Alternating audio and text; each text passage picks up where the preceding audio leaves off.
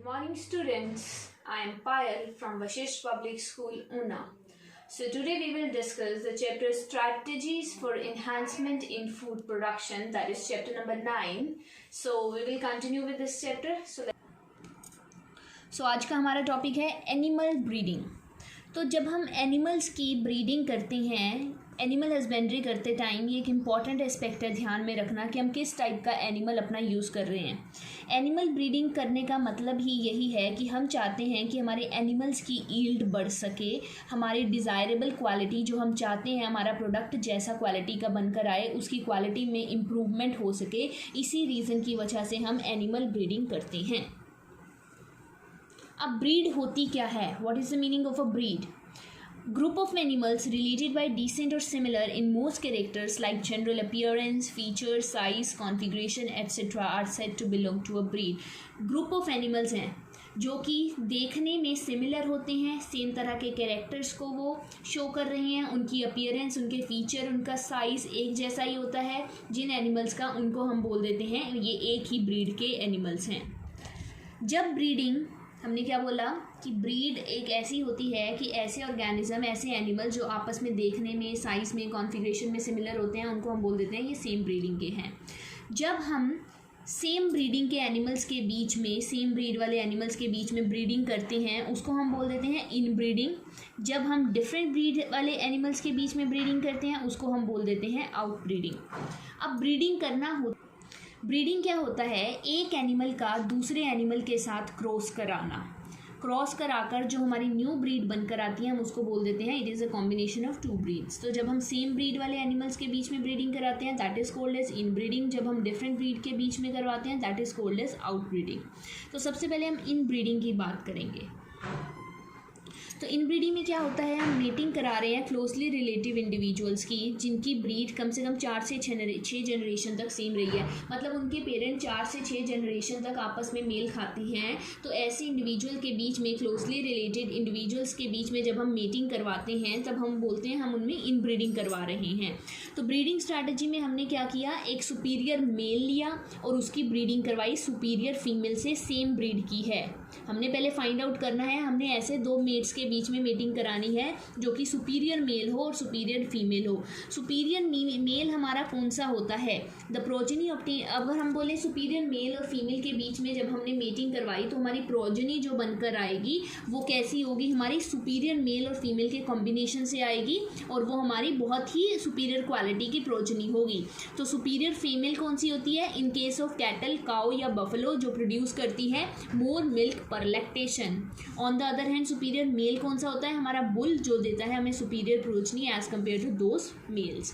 तो superior male हमने कौन सा लिया? बुल। और सुपीरियर फीमेल हमने कौन सी ली? काउ या फिर बफलो ली। उन दोनों के बीच में जब हमने मेटिंग कराई तो जो हमारी प्रोजेनी बनकर आएगी वो अच्छी क्वालिटी की होगी, वो बहुत ज़्यादा मिल्क प्रोड्यूस करेगी। तो इस तरह से अगर हम मेंडल के लॉज की बात करें, मेंडल ने जैसे होमोजाइगस प्योर लाइन मतलब हम एक ही ब्रीड की क्वालिटी को, एक ही ब्रीड के हम किसी भी ऑर्गेनिज्म को बार बार ले रहे हैं। जैसे कि अगर हम किसी प्लांट की बात करें तो प्लांट हम एक ही टाइप का प्लांट बार बार ले रहे हैं, कोई उसमें न्यू कैरेक्टर्स हम ऐड नहीं कर रहे। जो 3-4 जनरेशन से चलते आ रहे हैं वही कैरेक्टर्स की स्टडी कर रहे हैं तो हम उनको बोल देते हैं हम उनकी प्योर ब्रीड, हमने प्योर लाइन ली है। तो सिमिलर स्ट्रैटेजी हम यहाँ पर यूज़ करेंगे कैटल्स के केस में, जिसमें क्या है हमने क्या किया? होमोजाइगोसिटी बढ़ा ली। इन ब्रीडिंग से क्या होता है? होमोजाइगोसिटी बढ़ जाती है। जब हम सेम टाइप की ब्रीड की बार बार ब्रीडिंग करते रहेंगे, बार बार एक ही टाइप का हम ब्रीड लेते रहेंगे तो उसमें कोई डिफरेंट कैरेक्टर नहीं आएगा। फर्स्ट जनरेशन में जैसा हमारा ब्रीड आया था सेकेंड जनरेशन वाला भी वैसे ही होगा, थर्ड का भी वैसे ही होगा and so on. Her generation में सेम तरह के हमारे ब्रीड के ऑर्गेनिज्म होंगे। तब हम क्या कहेंगे? अब सेम तरह के हमारे ब्रीड आ रही है तो इससे क्या हो रहा है? इन ब्रीडिंग करने से, बार बार आपस में ही ब्रीड करने से होमोजाइगोसिटी बढ़ गई। तो इन ब्रीडिंग जो होती है उससे हमारी एनिमल की प्योर लाइन ही इवॉल्व होती है। मतलब जैसा ग्रैंड पेरेंट था वैसा ही पेरेंट आया, पेरेंट के जैसा ही चाइल्ड आया। तो सेम तरह के ही हमारे ऑर्गेनिजम्स आ रहे हैं, सेम तरह के एनिमल आ रहे हैं। तो इन ब्रीडिंग से कई बार क्या होता है? हार्मफुल रिसेसिव जीन्स जो होते हैं वो एलिमिनेट हो जाते हैं सिलेक्शन करने से। अब हमें अगर पता चल गया कि एक जनरेशन में ऐसे जीन्स आए जिनकी हमें ज़रूरत नहीं है, वो हार्मफुल है, वो रिसेसिव है, उनकी ज़रूरत नहीं है, तो वो एलिमिनेट हो जाएंगे। सिर्फ हमेशा नेक्स्ट जनरेशन में अच्छी वाली क्वालिटी के जीन्स ही हमारे अकोमोडेट होंगे। तो इससे क्या होगा, सुपीरियर जीन्स एक्यूमुलेट होंगे and elimination of less desirable gene. तो एक्यूमुलेशन हुई हमारी अच्छे जीन्स की और एलिमिनेशन हो गई अनडिजायरेबल जीन्स की। सो देयरफॉर इस अप्रोच से हम हर स्टेप पर अपनी प्रोडक्टिविटी को इंक्रीज कर सकते हैं। इनब्रीडिंग पॉपुलेशन से हम जैसी प्रोडक्टिविटी चाहते हैं बार बार उन्हीं को ही ब्रीड करते रहेंगे और वैसी इक्वालिटी हमारी आती रहेगी। लेकिन कई बार क्या होता है, कंटिन्यूसली बार बार इनब्रीडिंग करने से हमारी वो जो ब्रीड होती है वो फर्टाइल नहीं रहती है, वो अपनी फर्टिलिटी को लूज़ कर देती है और उनकी प्रोडक्टिविटी भी, फिर अगर फर्टिलिटी लूज़ होगी तो उनकी प्रोडक्टिविटी भी क्या हो जाएगी, धीरे धीरे कम होती चली जाएगी। So this is called inbreeding depression. इसको हम क्या बोल देते हैं, इनब्रीडिंग डिप्रेशन। सो जब भी ऐसा है प्रॉब्लम आती है तो हमें क्या करना चाहिए, हमें ऐसा एनिमल सिलेक्ट करना है अपनी ब्रीडिंग के लिए, ऐसी ब्रीड हम लेंगे जो कि अनरिलेटेड हमने सुपीरियर एनिमल्स की सेम ब्रीड के तो हैं लेकिन वो आपस में किसी रिलेशन में नहीं है, उनकी 3-4 जनरेशन्स में गैप है, मतलब कि ये नहीं है कि उनके पेरेंट्स या ग्रैंड पेरेंट्स सेम रहे होंगे। वो अनरिलेटेड सुपीरियर मेल एनिमल्स के साथ जब हम मेटिंग करेंगे तो इन ब्रीडिंग वाली हमारी प्रॉब्लम चली जाएगी। हमारे न्यू किसी एनिमल से हमने अच्छे वाले जीन्स ले लिए और इससे हमारी फर्टिलिटी और ईल्ड क्या हो जाएगी, रिस्टोर हो जाएगी।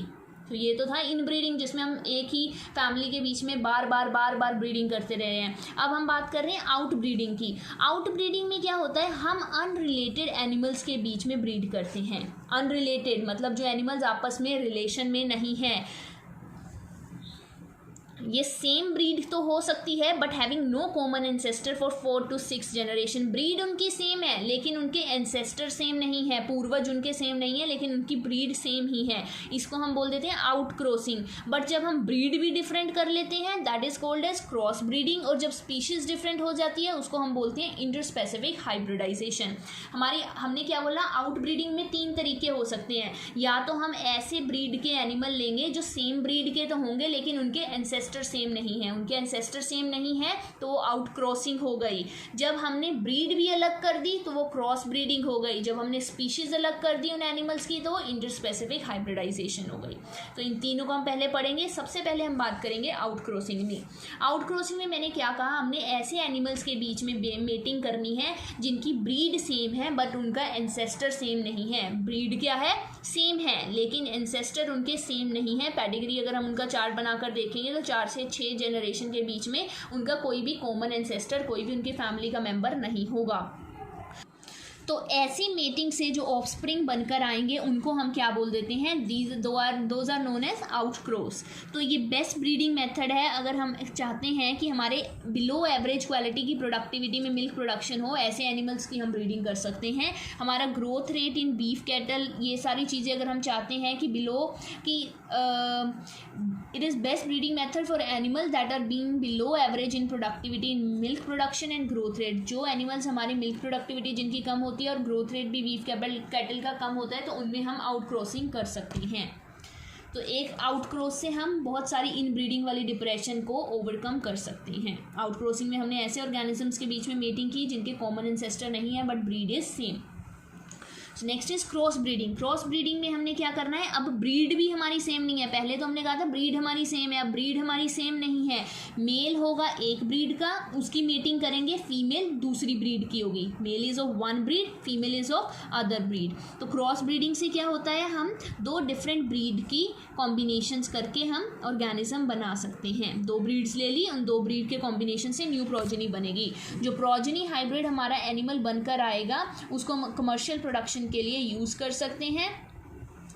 ये जो है इसमें हम क्या करते हैं, ऐसी ब्रीड्स सिलेक्ट करते हैं जो स्टेबल हो, सुपीरियर हो और हमें और बहुत अच्छी क्वालिटी की हमारा प्रोजेनी बनकर आ सके।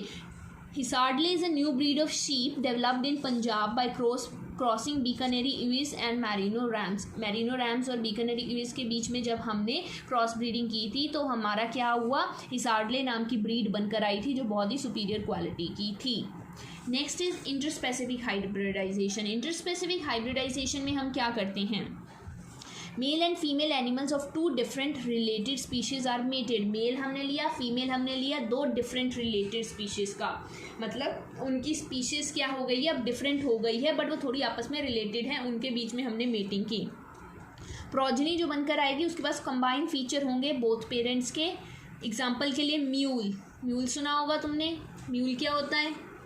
ये देखो म्यूल, गधे और घोड़े का जो प्रोजेनी बनकर आती है उसको हम म्यूल बोल देते हैं। Combination, yes combination. इन्ना पढ़ाना विशाली इस लेक्चर च। Next is controlled breeding experiments. अब हम जब भी कभी ब्रीडिंग एक्सपेरिमेंट्स करते हैं हम उनको कंट्रोल्ड वे में करते हैं, जैसे हमने आर्टिफिशियल इंसेमिनेशन में बात की थी।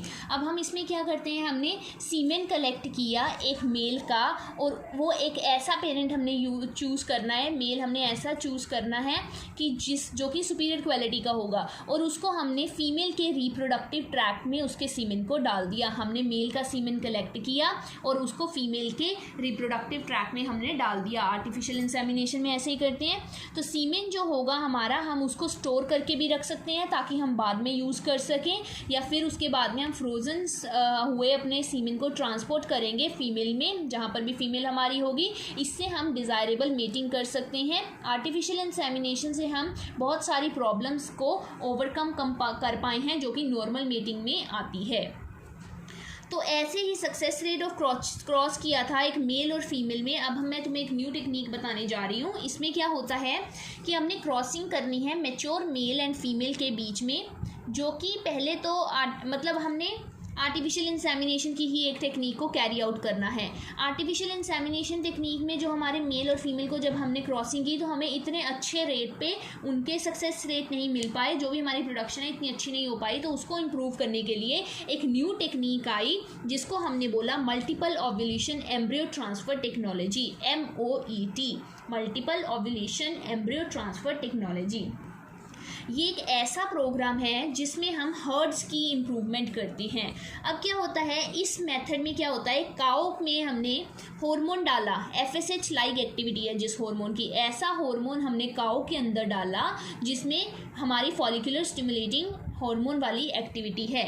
अब तुम्हें पता है FSH हार्मोन का काम क्या होता है, फॉलिकल्स की मैच्योरेशन करना। अब वो क्या करेगा, फॉलिकल्स की मैच्योरेशन करेगा, सुपर ओव्यूलेशन करेगा। उसमें क्या होगा, एक एग बनाने की जगह पर साइकिल में, अब तुम्हें पता है एक एग बनता है, लेकिन जब हमने ये हार्मोन काउ के अंदर डाल देना है तो उसमें एक एग की जगह 6 से 8 एग्स बनकर आएंगे। अब हमने क्या किया, MOET टेक्निक में हमने काउ के अंदर एक ऐसा हार्मोन इंजेक्ट किया, FSH लाइक एक्टिविटी है, जिसमें वो पर साइकिल में 1 एग प्रोड्यूस करने की जगह 6 से 8 एग प्रोड्यूस करता है। एनिमल को हम मेट करेंगे एक बुल के साथ, और या फिर हम आर्टिफिशियल इंसेमिनेशन भी कर सकते हैं। अब हमने क्या किया, अगर तो हमने बुल के साथ मेटिंग किया तब भी हम देखते हैं हमारा रिजल्ट क्या आता है, या हमने आर्टिफिशियली उसके अंदर सीमेंट डाल दिया, ये भी हम कर सकते हैं। तो जो हमारी फर्टिलाइज्ड एग होगी उसमें 8 to 32 सेल स्टेज होगी, और उसको हम नॉन सर्जिकली रिकवर कर सकते हैं। हम उसको क्या कर सकते हैं, अपनी सरोगेट मदर्स में फिर उसको ट्रांसफ़र कर सकते हैं। जेनेटिक मदर जो होगी वो सुपर एवोल्यूशन करेगी, सुपर ओव्यूलेशन करेगी हर हमारे राउंड में। तो इस टेक्नोलॉजी से हम कैटल, शीप, रैबिट, बफलोस, मियर्स, इन सभी को हम ब्रीड कर सकते हैं। हाई मिल्क ईल्ड आएगी उनकी, इन फीमेल से दूध भी ज़्यादा मिलता है, हाई क्वालिटी का होता है, और हमारा मीट ईल्डिंग बुल्स जो होते हैं उनकी भी हम ब्रीडिंग कर सकते हैं सक्सेसफुली, ताकि हम हर्ड साइज़ को शॉर्ट टाइम में इंक्रीज़ करें। तो ये टेक्निक हमने किस लिए अप्लाई की, ताकि हम हर्ड के साइज़ को, अपने मिल्क की क्वालिटी को, हमारे मीट की क्वालिटी को, सभी को इंक्रीज़ करें। और ये सारी चीज़ें हम कैसे कर सकते हैं, by MOET technique. So this was all about today's lecture. Thank you.